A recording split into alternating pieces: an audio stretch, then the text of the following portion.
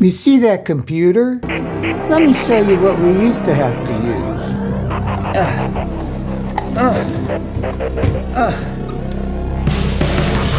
That's called a typewriter. That's what we had to use before computers came along. No screen, no mouse, no printer. The printer's part of the machine. These things were in offices everywhere. Can you imagine 30 of these in an office buzzing away all at once, killing your eardrums? The noise alone would drive you nuts.